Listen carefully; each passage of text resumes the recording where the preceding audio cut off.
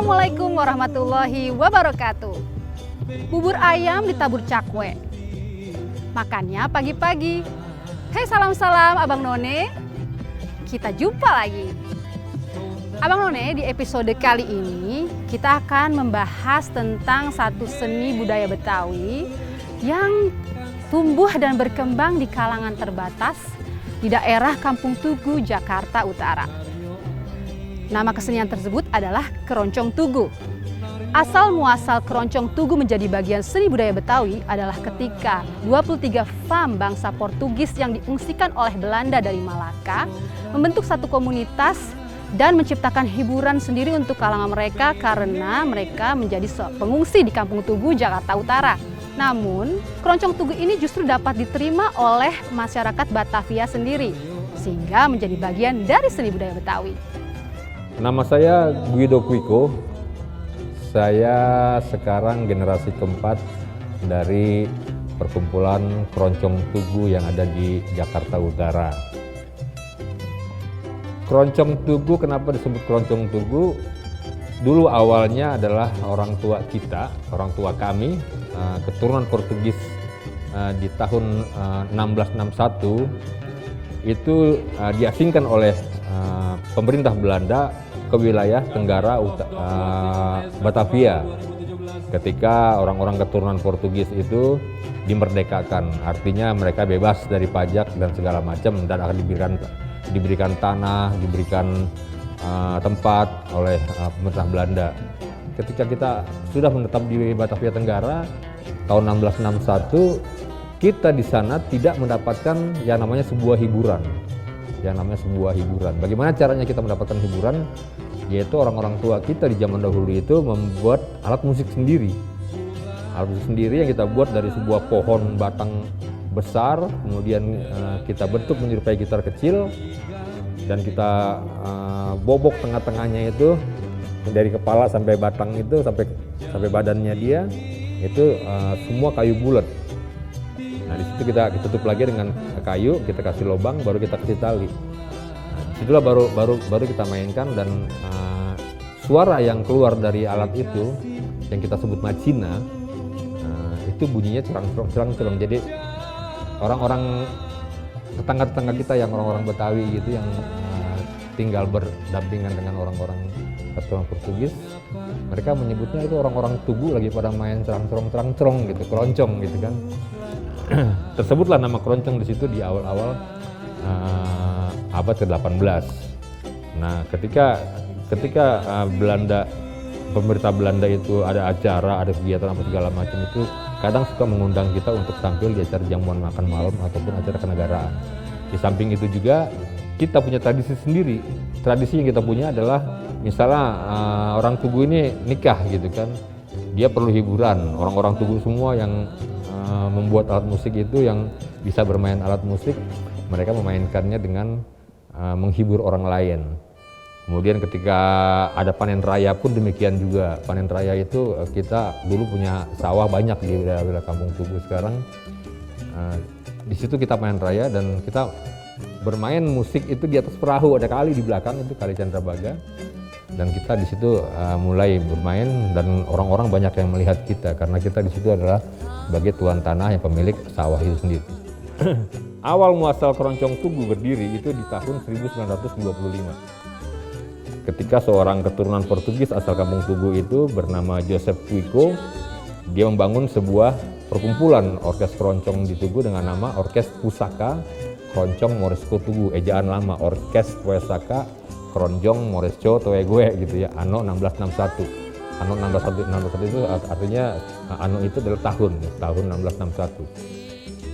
Joseph Kuiko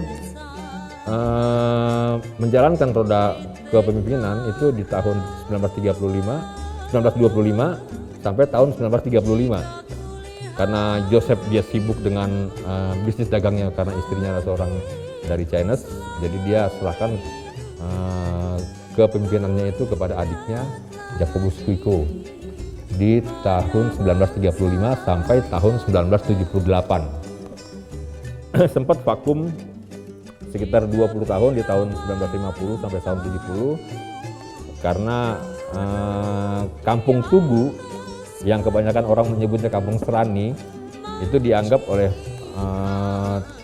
komunitas-komunitas dari Betawi atau segala macam dianggap ini keturunan-keturunan dari Eropa. Jadi mereka ingin sebenarnya menyerang Kampung Tugu itu dengan cara mereka. Tapi ada saudara kita yang dari Betawi juga namanya Haji Maksum, dia yang membela akhirnya orang-orang Tugu itu selamat.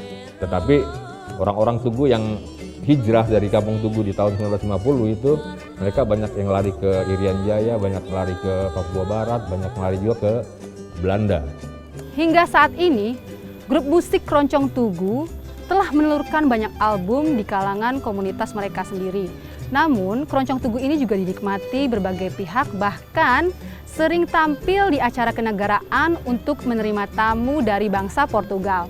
Karena para komunitas Keroncong Tugu ini memang kebanyakan berasal dari keturunan Portugis.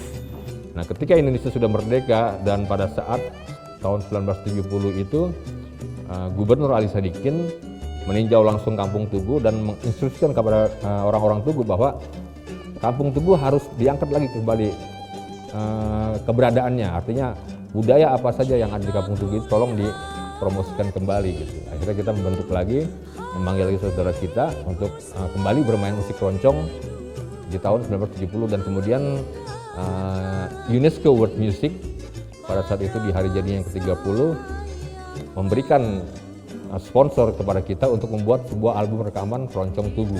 Dari situlah akhirnya Keroncong Tugu itu berkembang sampai 1978 Jakobus Kuiko meninggal, digantikan lagi oleh Samuel Kuiko. Kebetulan Samuel Kuiko adalah orang tua saya.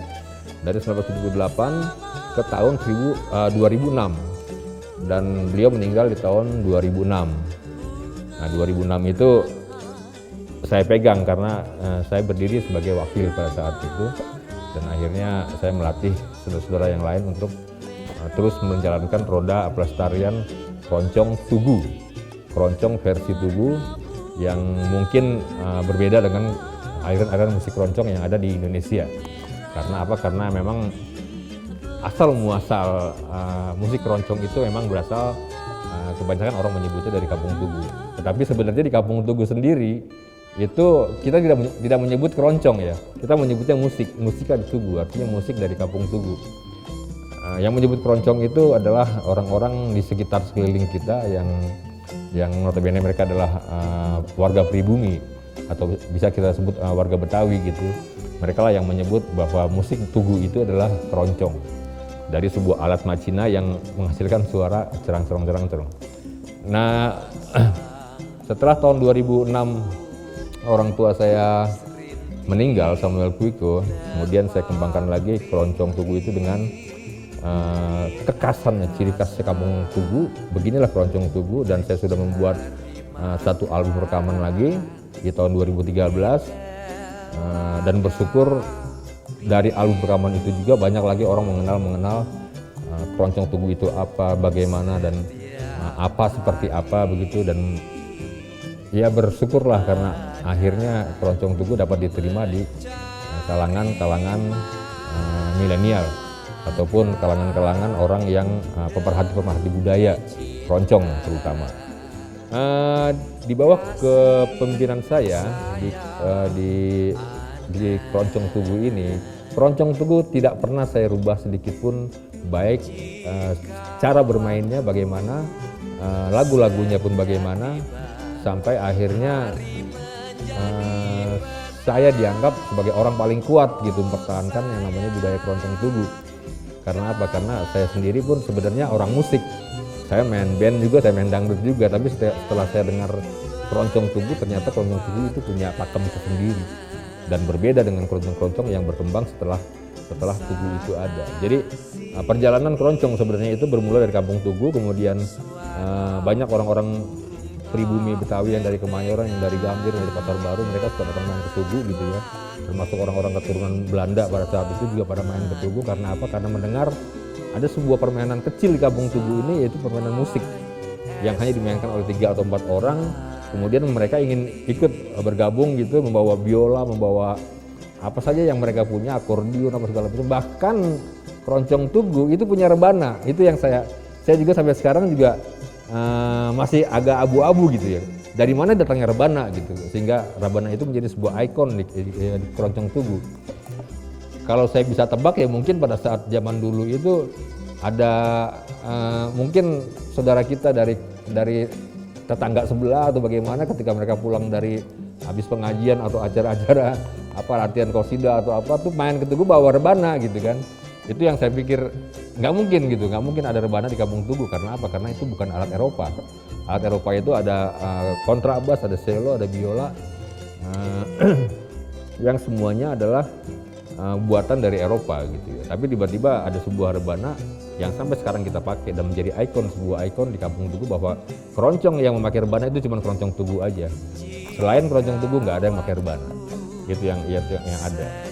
Kemudian keroncong Tugu di tahun 2006 menjadi warisan budaya tak benda oleh pemerintah Indonesia melalui Kementerian Pendidikan dan Kebudayaan.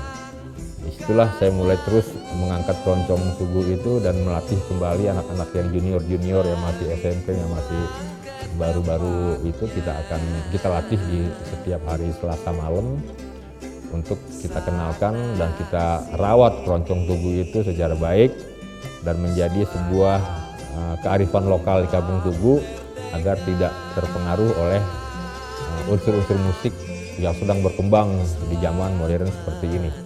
Saya pikir seperti itu. Meskipun lahir dari komunitas terbatas, seni budaya Keroncong Tugu ini bahkan sudah menjadi warisan budaya tak benda. Tentunya upaya ini menjadi bagian dari usaha pemerintah dan pihak-pihak terkait untuk menjaga kelestarian dari seni budaya Betawi ini.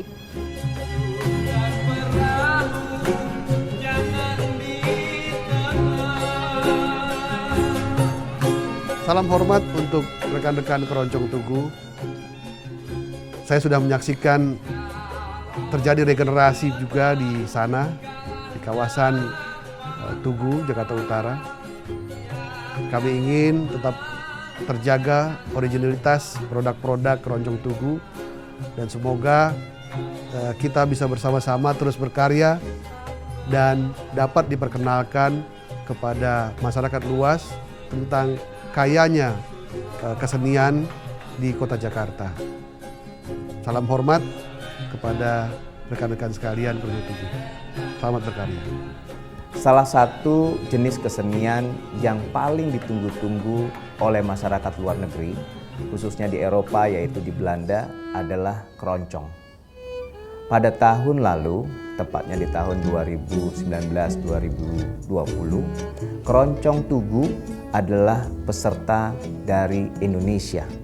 Satu kebanggaan buat pemerintah Provinsi DKI Jakarta, khususnya Dinas Kebudayaan, dapat menampilkan Keroncong Tugu di negeri kincir angin, di mana para pesertanya benar-benar asli dan memberikan nuansa romantisme dalam kegiatan berkesenian pada masa itu. Banyak sekali warga Belanda dan dunia internasional kaget dengan alunan melodi yang luar biasa, membuat kita teringat kembali pada romantika masa lalu. Apa yang harus dilakukan oleh Pemprov DKI Jakarta dan apa yang harus dilakukan oleh para pekerja seni, khususnya kegiatan seni keroncong, adalah saling bekerja sama memberikan yang terbaik untuk masa depan yang lebih sempurna.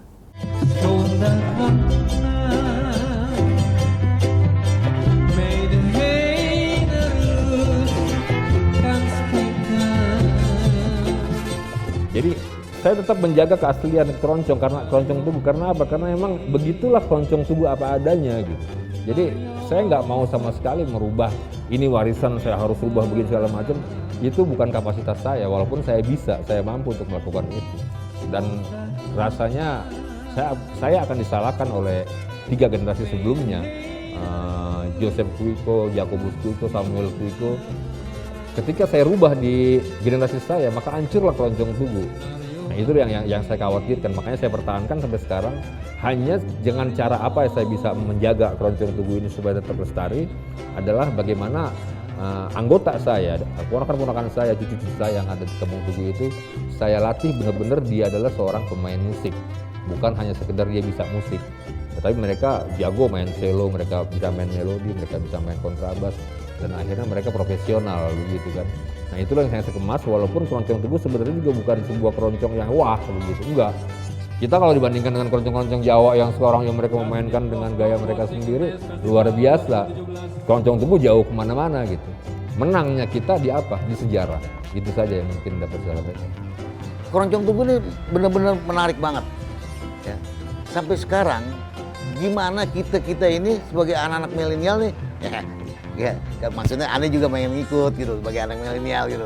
Jadi kita supaya bawa keroncong tugu ini kita populerkan. Caranya ya banyak-banyak pagelaran, banyak-banyak nampil di mana-mana, ya dengan mungkin gaya yang nyanyi yang bawain pemain anak-anak milenial, tapi tentunya tetap yang namanya keroncong tugu atau pakem-pakemnya masih ada, ya. Walaupun tapi nanti dikombinasin umpamanya keroncong tugu di tengah-tengahnya dimasukin dengan perkusi dengan yang lain gitu loh. Tapi ya itu yang kita harapkan bahwa kita harus gimana keroncong tugu ini yang dibilang warisan tak berbenda itu harus kita lestarikan. Gimana kita angkat, gimana kita harus bisa populerkan sampai sekarang untuk sampai depan. Jangan yang ada keroncong tugu kita lihat okir semua. Kita anak-anak muda, ayo kita ciptain gimana? Coba deh. Dengan keunikannya, keroncong tugu yang dikembangkan oleh komunitas keturunan Eropa ini bisa menjadi diplomasi budaya bagi Indonesia dan berkembang terus sampai ke mancanegara. Sehingga bisa menjadi duta bagi Indonesia untuk lebih dikenal secara luas di dunia internasional. Baik Abang None, sekian dulu feature Betawi kali ini. Kita tutup dulu ya pakai pantun. Main akordeon sambil bernyanyi. Syairnya tentang cinta-cintaan. Saya pamit dulu sampai di sini. Kalau ada salah, mohon dimaafkan. Wassalamualaikum warahmatullahi wabarakatuh. Budaya Betawi yang